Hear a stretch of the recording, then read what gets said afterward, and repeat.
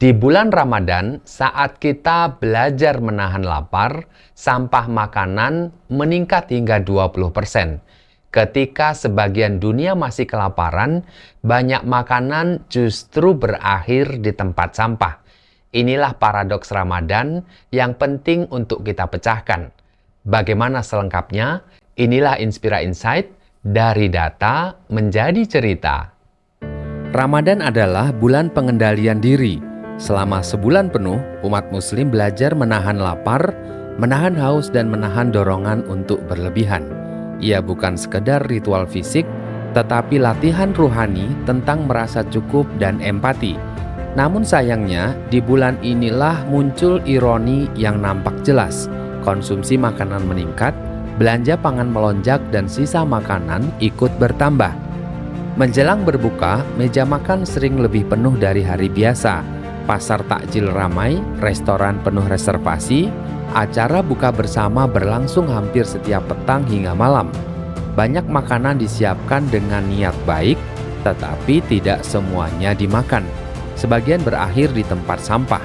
Inilah yang disebut paradoks Ramadan, bulan kesederhanaan yang justru menghasilkan kelimpahan pemborosan. Fenomena ini bukan sekedar cerita lokal. Secara global, dunia membuang sekitar 931 juta ton makanan setiap tahun. Data dari United Nations Environment Program menunjukkan bahwa sekitar 61% limbah makanan berasal dari rumah tangga, bukan dari industri atau pabrik, melainkan dari dapur kita sendiri. Artinya, krisis pemborosan pangan bukan terutama soal produksi, tetapi soal perilaku konsumsi. Badan Pusat Statistik mencatat bahwa komponen makanan dan minuman menjadi penyumbang terbesar inflasi musiman setiap bulan Ramadan dan Idul Fitri. Dalam beberapa tahun terakhir, kelompok makanan, minuman, dan tembakau mengalami kenaikan harga dan volume konsumsi yang signifikan dibanding bulan biasa.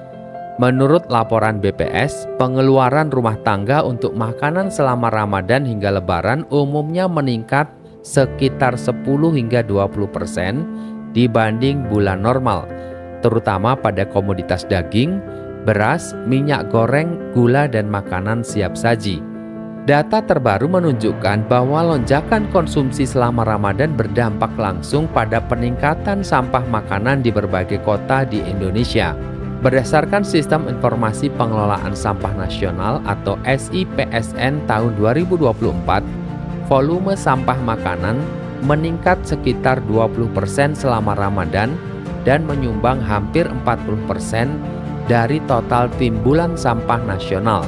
Dengan komposisi terbesar berasal dari sisa makanan rumah tangga dan kegiatan berbuka bersama. Temuan ini sejalan dengan catatan Greenpeace Indonesia dan sejumlah pemerintah daerah yang melaporkan bahwa selama Ramadan, timbulan sampah harian naik 15 hingga 20%, didominasi oleh sampah organik. Di tingkat kota, laporan dari RRI tahun 2024 menyebutkan bahwa Kota Lok Sumawe mengalami kenaikan sampah hingga sekitar 20% selama bulan puasa. Sementara itu, pemerintah provinsi melalui Dinas Lingkungan Hidup DKI Jakarta mengonfirmasi bahwa setiap Ramadan terjadi lonjakan sampah. Dengan pengalaman tahun-tahun sebelumnya menunjukkan bahwa sampah organik dapat mendominasi hingga lebih dari separuh total sampah harian. Persoalan sampah makanan sisa tidak berhenti pada etika mubazir. Food waste atau sampah makanan ternyata menjadi aktor besar dalam krisis iklim. Berbagai kajian ilmiah menyebutkan bahwa pemborosan makanan menyumbang sekitar 8 hingga 10% emisi gas rumah kaca dunia. Ketika makanan dibuang ke tempat pembuangan akhir, ia membusuk tanpa oksigen dan menghasilkan gas metana. Gas rumah kaca yang daya pemanasannya sekitar 25 hingga 28 kali lipat lebih kuat daripada karbon dioksida.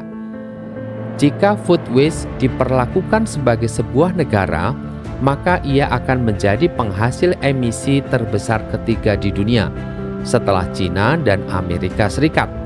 Sebuah ironi besar, sesuatu yang seharusnya memberi kehidupan justru ikut mempercepat pemanasan bumi. Dari sisi sumber daya, dampaknya juga luar biasa. Menurut Badan Pangan Dunia atau FAO, makanan yang terbuang setiap tahun setara dengan membuang sekitar 250 km kubik air. Hampir 30% lahan pertanian dunia digunakan untuk menanam makanan yang tidak pernah dikonsumsi. Kerugian ekonominya diperkirakan mencapai lebih dari 1 triliun dolar Amerika per tahun. Di saat yang sama, dunia masih menyimpan luka ketimpangan pangan. Lebih dari 700 juta manusia hidup dalam kelaparan kronis. Kontras ini menampar kesadaran kita, di mana sebagian manusia kelebihan makanan sampai membuangnya, sementara sebagian lain kekurangan sampai harus mempertaruhkan hidupnya. Dalam konteks bulan Ramadan, paradoks ini terasa semakin menyakitkan. Bulan puasa seharusnya melatih empati pada mereka yang lapar. Tetapi pola konsumsi justru bergerak ke arah sebaliknya.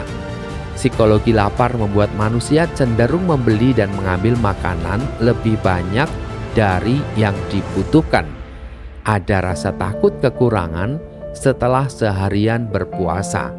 Ditambah adanya budaya sosial bahwa berbuka harus ramai, menunya harus beragam, bahkan mejanya juga harus penuh.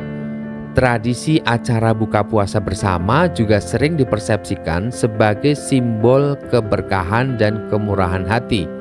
Meskipun sangat mulia, tapi ketika tanpa perencanaan, sistem ini justru menghasilkan sisa makanan dalam jumlah besar. Hotel dan restoran dengan konsep berbuka puasa ala buffet mengalami tingkat sisa makanan yang tinggi karena sulit memprediksi jumlah konsumsi real. Rumah tangga pun tak luput memasak terlalu banyak karena takut kurang, lalu membuang sisanya keesokan harinya. Fenomena ini menunjukkan bahwa masalah food waste atau sampah makanan bukan semata persoalan individu, melainkan persoalan sistem dan budaya. Sistem konsumsi kita dirancang untuk makan berlebihan, bukan ketepatan. Namun, riset-riset terbaru menunjukkan bahwa sampah makanan bukan akhir dari segalanya. Ia bisa diubah menjadi sumber daya baru. Penelitian yang dikaji dalam jurnal ekonomi sirkular menunjukkan bahwa sisa makanan dapat diolah melalui proses biologis menjadi biogas, yaitu energi terbarukan, dan residunya atau sisanya menjadi pupuk organik.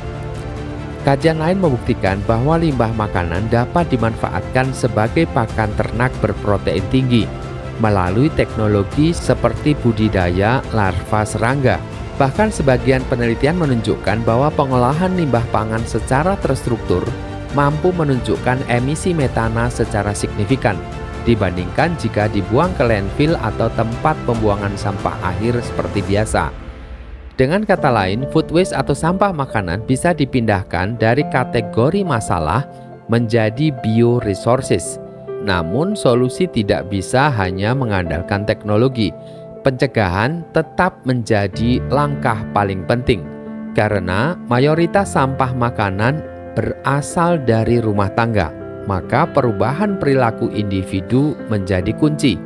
Perencanaan menu selama Ramadan, belanja sesuai kebutuhan, dan pengaturan porsi makan terbukti secara empiris menurunkan timbulan sampah dapur secara signifikan.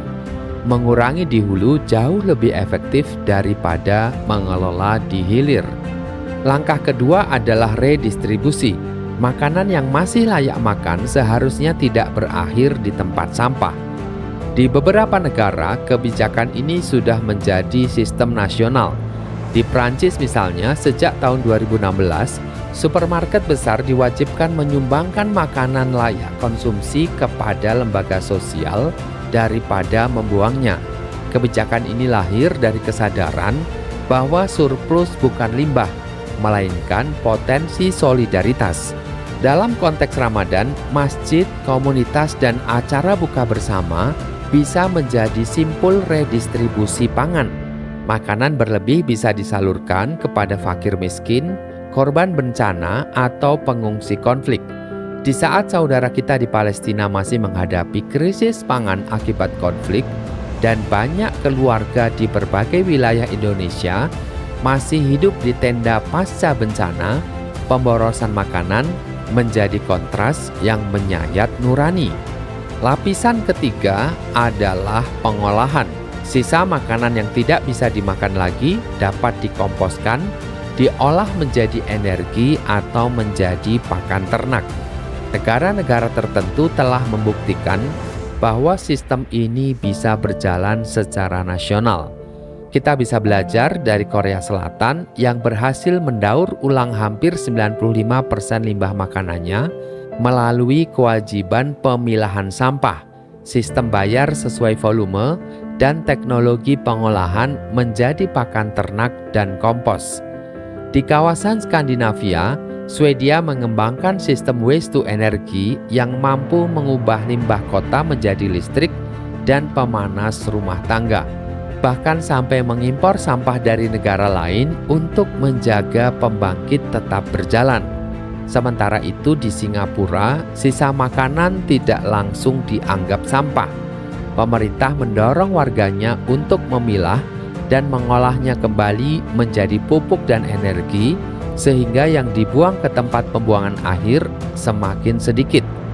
Contoh-contoh ini memperlihatkan bahwa pemborosan pangan bukan takdir. Ia adalah hasil desain kebijakan dan kebiasaan sosial. Jika sistemnya berubah, pelakunya pun dapat ikut berubah. Ramadan sesungguhnya bisa menjadi momentum besar untuk perubahan ini. Jika dalam 1 bulan saja kita mampu menurunkan sampah makanan secara nyata, maka kebiasaan itu bisa menjadi budaya sepanjang tahun. Ramadan tidak hanya mengubah jam makan, tetapi dapat mengubah cara kita memandang makanan dari komoditas menjadi sebuah amanah. Menahan lapar dalam puasa adalah ibadah, mengurangi pemborosan adalah keberlanjutan, dan mengubah sisa menjadi berkah adalah peradaban. Ketika nilai spiritual bertemu data ilmiah, Ramadan tidak lagi sekedar ritual, tetapi menjadi pintu masuk menuju sistem pangan yang lebih adil, lebih hemat, dan lebih berkelanjutan. Inilah Inspira Insight, dari data menjadi cerita.